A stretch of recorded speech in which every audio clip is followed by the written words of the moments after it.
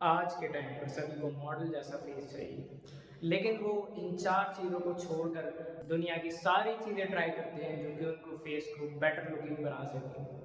लेकिन ऐसा बिल्कुल नहीं होता। ये जो आज मैं तुम्हें 4 चीज़ें बताने वाला हूँ, ये मोस्ट बेसिक चीज़ें हैं जो कि तुम्हारे चेहरे के अंदर फिक्स होनी ही चाहिए, नहीं तो तुम्हारा चेहरा हमेशा एवरेज लुकिंग ही लगेगा। इन 4 चीज़ों को छोड़कर लोग बाकी सारी चीज़ें ट्राई करते हैं जो कि उनके फेस को बेटर तो नहीं लेकिन बेटर लुकिंग ज़रूर बनाएगी। तो बस मेरी बताई हुई इन 4 बातों को फॉलो करो और एक बेटर लुकिंग फेस पाओ। तो फर्स्ट नंबर पर हम स्टार्ट करते हैं सिमेट्रिकल फेस।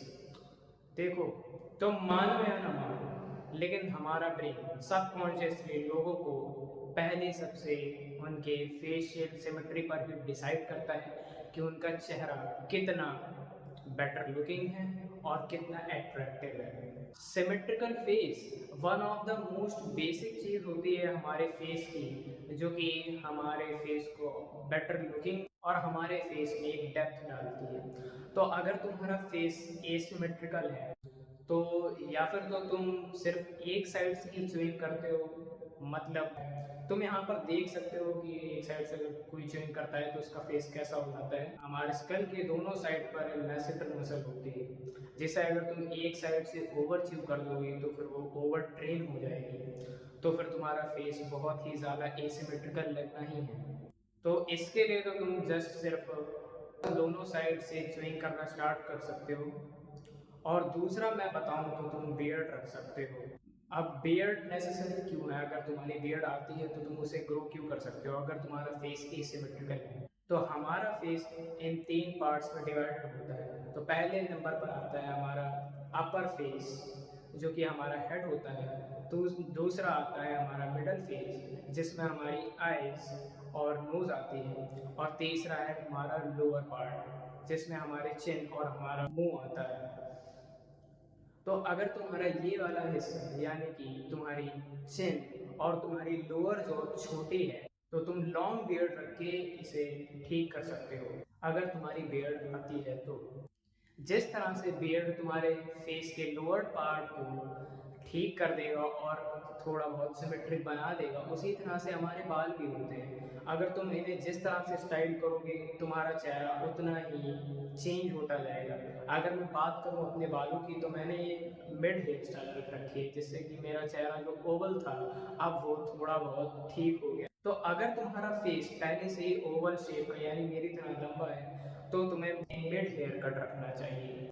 मैंने बहुत से बंदों को देखा है जिनका फेस पहले से तो ओवल हो रखा होता है और वो अपने बाल यहाँ यहाँ से और कटवा लेते हैं, तो उनका चेहरा और भी ज़्यादा लंबा लगने लगता है। तो तुम अगर ऐसा करते हो तो ऐसा करना बंद कर दो। जाओ गूगल पर सर्च करो या चैट जीपीटी पर जाओ, अपनी फेस का टाइप डालो और उस हिसाब से अपनी हेयर कट कराओ, तो उससे तुम्हारा चेहरा बहुत हद तक फिक्स हो जाएगा।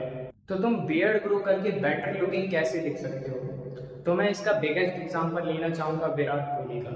तुम अगर उनकी पुरानी पिक्चर देखो, जैसे कि मैं यहाँ पर शो कर रहा हूँ, तुम देख सकते हो उनका लोअर पार्ट यानी कि लोअर जो और ये वाला हिस्सा बहुत ही ज़्यादा छोटा है। लेकिन अब हम लोग उनके रिसेंट फोटोज़ देखें तो उनमें उनका चेहरा बहुत ही ज़्यादा वे बेटर लग रहा है। लेकिन यहाँ पर हम सिर्फ बात बियर्ड की कर रहे हैं। तुम देख सकते हो कि मैं अगर तुम्हें वही रूल समझाऊँ, हमारे फेस के 3 पार्ट्स होते हैं, तो उनका ये वाला लोअर पार्ट फेस का बहुत ही ज़्यादा छोटा था, तो उन्होंने उसको बियर्ड ग्रो करके लॉन्ग बियर्ड ग्रो करके उसे ठीक कर लिया। तो अब हम बढ़ते हैं नंबर सेकंड की तरफ, जो कि है फैट फेस। मैंने बहुत से लोगों को देखा है जो कि अपने फेस को, अपने फेस शेप को गाली देते हैं और अपनी जॉ को गाली देते हैं कि उनके फेस उतना शार्प नहीं दिखता और उनकी जॉ लाइन विजिबल नहीं है, लेकिन वो कभी भी अपने फैट परसेंटेज को नहीं देखते हैं। तुम देख सकते हो जब इस बंदे के फेस पर फैट चढ़ा हुआ था तब ये कैसा दिखता था, और अब तुम देख सकते हो जब इस बंदे ने कट कर लिया तब इसका फेस कैसा दिख रहा है। क्योंकि हमारा फेस फैट हमारी एक्चुअल बोन डेंसिटी को और हमारी एक्चुअल बोन शेप को बहुत हद तक हाइड करता है, और ये फैट बहुत ही अननेसेसरी जगहों पर भी चढ़ता है। जैसे कि अगर मैं बताऊं, यहाँ पर यहाँ पर और सबसे ज़्यादा नेक कह रहा हूँ, जो कि हमारे फेस शेप को बहुत ही ज़्यादा खराब करता है। ड्यू टू हमारी गंदी डाइट हमारी पूरी बॉडी पर तो फैट चढ़ता ही है, उसी के साथ साथ हमारे फेस पर भी बहुत ज़्यादा बेकार और अननेसेसरी फैट चढ़ता है। तो अगर तुम मिरर में जाकर नोटिस करोगे कि अगर तुम्हारी जॉलाइन नहीं दिखती या फिर तुम्हारा फेस कट उतना अच्छा नहीं है, तो क्या तुम्हारा फैट परसेंटेज बहुत ज़्यादा बढ़ा हुआ है, और या फिर तुम्हारे फेस पर बहुत ज़्यादा अननेसेसरी फैट चढ़ा हुआ है। तो जस्ट तुम अपने फेस फैट को कम करने के लिए हाई इंटेंसिटी एक्सरसाइज कर सकते हो, जैसे कि रनिंग, जॉगिंग, पुशअप, और इवन तुम हॉट बाथ भी ले सकते हो। तो जब तुम अपने फेस फैट को कम कर लोगे तब तुम अपने फेस में बहुत ही ज़्यादा ड्रास्टिक चेंज नोटिस करोगे कि तुम्हारा चेहरा 80% वे बेटर दिखने लगा। लेकिन अभी अगर तुम अपनी टीन ईयर्स में हो, यानी कि अभी अगर तुम अपनी ग्रोइंग स्टेज में हो, जैसे कि 17, 18, 19 हो या फिर 16, तो मैं तुम्हें ये रिकमेंड नहीं करूँगा, क्योंकि इससे तुम्हारी हाइट ग्रोथ और तुम्हारी ओवरऑल बॉडी ग्रोथ पर इफेक्ट पड़ सकता है। तो अभी अगर तुम अपने बॉडी फैट परसेंटेज से नीचे जाओगे तो तुम्हें अफेक्ट करेगी। तो अब हम बढ़ते हैं नंबर 3 की तरफ, जो कि है नेक ट्रेनिंग। तुम्हारे लिए नेक ट्रेनिंग नेसेसरी है लेकिन इम्पॉर्टेंट नहीं। हमारी नेक हमारे फेस के लुक्स में कोई उतना चेंज प्ले नहीं करती है, लेकिन अगर तुम्हारी नेक ब्रॉड है तो तुम्हारे चेहरे की जॉ लाइन को और भी ज़्यादा शार्प दिखाता है और तुम्हें और भी ज़्यादा मस्कुलिन दिखाता है। मैंने अपने कई दोस्तों को देखा है जिनकी नेक बहुत ही ज़्यादा पतली है, जिससे कि उनका चेहरा तो ओवल है ही, और उसी के साथ उनकी जब की नेक पतली होती है तब उन्हें और भी ज़्यादा वीक दिखाती है। तो मेरी नेक की बात करोगे तो ना ही ये ज़्यादा ब्रॉड है और ये ना ही ज़्यादा थिन है। तो मैंने ऐसा क्या किया कि मेरी नेक एवरेज लेवल पर आ चुकी है, तो मैंने जस्ट अपने नेक को घर पर ही ट्रेन करा है कुछ इस तरह से। तुम्हें बस बेड पर लेट जाना है और अपने सर को बाहर निकालना है, फिर तुम्हें कुछ इस तरह से एक्सरसाइज परफॉर्म करनी है। तो तुम देख सकते हो मेरा चेहरा अभी नॉर्मल लग रहा है, लेकिन अगर मैं अपने हाथ से अपने नेक को पीछे की तरफ पुल करता हूँ तो मेरी नेक पतली दिख रही है। तो तुम देख सकते हो अब मेरा चेहरा एक बल्ब की तरह लग रहा है।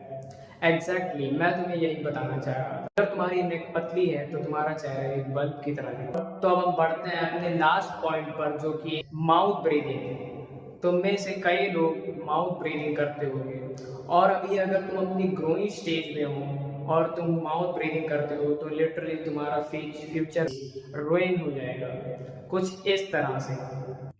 मैं यहाँ पर वीडियो प्ले करके दिखा देता हूँ कि अगर तुम माउथ ब्रीदिंग करते हो तो तुम्हारा स्कल किस तरह से डेवलप होगा और वो किस तरह से ग्रो होगा।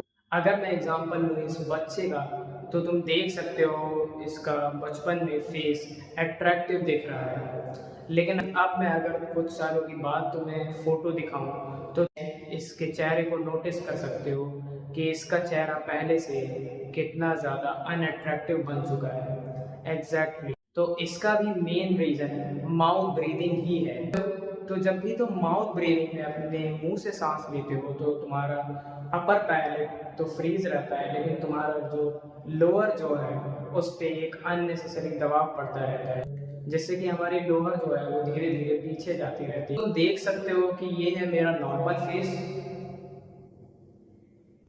और अब है ये रिसेस्ड फेस।